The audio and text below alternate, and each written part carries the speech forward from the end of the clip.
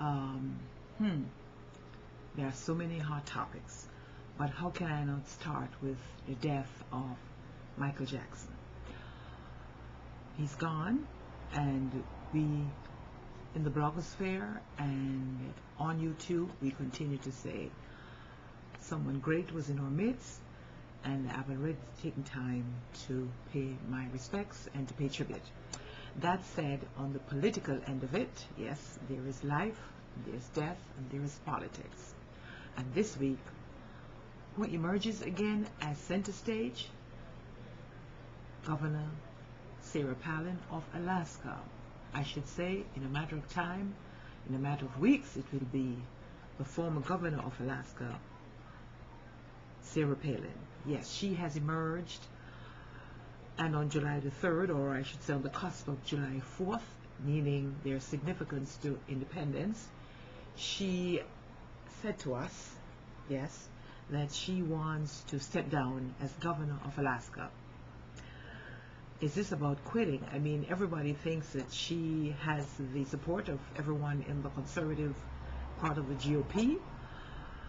After all, she was vice president with Senator McCain, and everyone, or most people in that part of the GOP, even though the moderate wing of the GOP apparently has died, everybody believes that in the conservative part of it, she's queen. So why is she quitting? Of course, when asked if she's quitting, she says, no, I'm not quitting. I'm just moving in another direction. What direction is that? Pray. I always am excited when I hear that women who are politically savvy want to be in politics. When I heard about Sarah Palin, I just never heard about her. But I was ready to discover who this new person was. And boy, I'm still asking a lot of questions. She was the mayor of Wasilla, then she became the governor of Alaska, and in less than a term, she's quitting. But if I think I'm following her, and I'm not sure, all of this is about 2012. So how does someone who was a mayor of a small town becomes a mayor of a state that not too many of us in the lower 48 are too familiar with? Besides that, this is the way to go. Hey, I'm open to learning everything new about politics every day. You know, Sanford is showing me one side of the GOP. Sarah is showing me another side of the GOP. Which side should we go with? I'm not sure, but all I can say, Governor Sarah Palin is hoping to step down in another 2 or 3 weeks, and she is giving up on Alaska politics, so it's to save her state. I just thought that when you wanted to save your state, you would stay in office so that you'd give people a chance to know that you're concerned about your state and you're prepared to go with the rough and the tumble to get that corrected. Sarah Palin, on the contrary, is saying, I think it's costing me too much time, costing my state too much money for all these investigations, and I'm going to step back and allow my lieutenant governor to take over. As I said, she comes with Senator McCain. This is a part of his legacy. What will emerge from the Sarah Palin fallout? I don't know how to categorize this, but as I said, in our week of hot topics, it's Sarah Palin all over again. I wait to see what happens. I wait to see her show us her bag of smarts, because there's got to be a strategy or a method behind this madness. I call it political madness because all of us believe that politicians have a strategy in terms of where they are going and how they hope to get there. I suppose Governor Palin will in time show us that. But for right now, as a student of politics, I have no clues. But I'm quite surprised that the governor has chosen this route if she plans to be one of those who said, I'm the President of the United States. That said, let's move on to topic 2. Yes, finally, Minnesota as a second senator. Al Franken, after months and months of that long election, has been certified as the second senator from Minnesota. Norm Coleman finally concedes. Wish he had done this months ago when it was obvious that he would not have made it, but hey, This is the United States of America, and we want to know that if there is something happening, unlike in a place like Iran, if we believe that the votes are not right, enough time is given for a recount. Well, this has been exhausted to a point that I even forget that this guy is not there. But finally, Norm Coleman concedes. Franken is the senator from Minnesota, and surprisingly, when I heard him give his speech of acceptance, so to speak, he said he was proud to be the second senator from Minnesota, but not necessarily the 68th vote in Congress. Now that amazes me, because when the GOP, and rightfully so, have 60 votes or whatever majorities they have, they speak power. But Franken is actually being quite wishy-washy. Franken, what is that all about?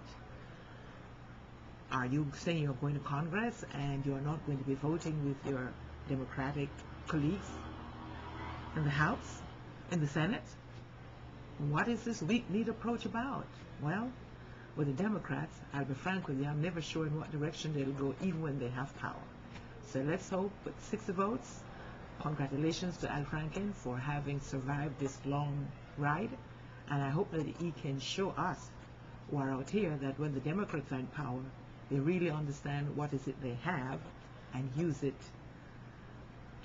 it appropriately. Next on the agenda, President Obama is in Russia this week, and is trying to set a new pace with Putin's and Medvedev in terms of weapons of mass destruction. Some people believe that, hey, will you look into the eyes of Putin and see what the former president saw? I don't know. My only concern is that domestic issues are my major concerns at this time. You have heard that the June numbers for joblessness is relatively high. Vice President Biden has come out to say they did not fully understand the depth of this recession. And I'm saying, Vice President, I support your being there. I know that you want to do what is right by us out here, but the depth of this, all of us know it, who have friends who each time we call, somebody said, I've lost my job. So I can only hope that now that we have found out that this recession is deep and it is wide, and there are so many of us in the poor and the middle class communities who are losing our jobs and our abilities to make well in this economy, that something wonderfully quick and fast will be used by the persons, the Geithners, and others at the economic table to bring the stimulus money to the people.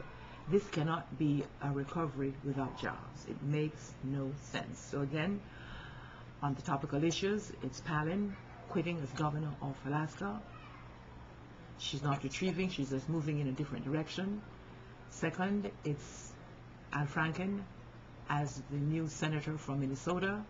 Finally, the people of Minnesota will have a representation in the Senate from the junior senator. And third, our president is in Russia, hoping that through his talks we can at least get the two nations that have the most weapons of mass destruction to talk and to say we don't need to have another nation like Iran with those weapons, and we will do all that we can to limit the amounts that we have. I think that's a wonderful news for us, those of us who are concerned about foreign affairs. But again, if someone were to ask me where the trouble for a president lies, I would say it's all about the economy.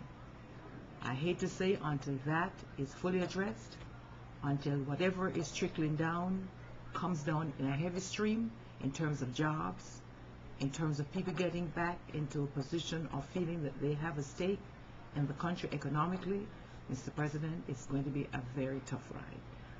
I have a lot of confidence in you. I supported your campaign. I believe you are the right man for the job despite all that's happening, and I can only hope that it still is not too late for you to look at what's wrong and recreate what seemed not to have happened. Again, this has been Verna Smith. This has been Issues in Focus. I welcome your comments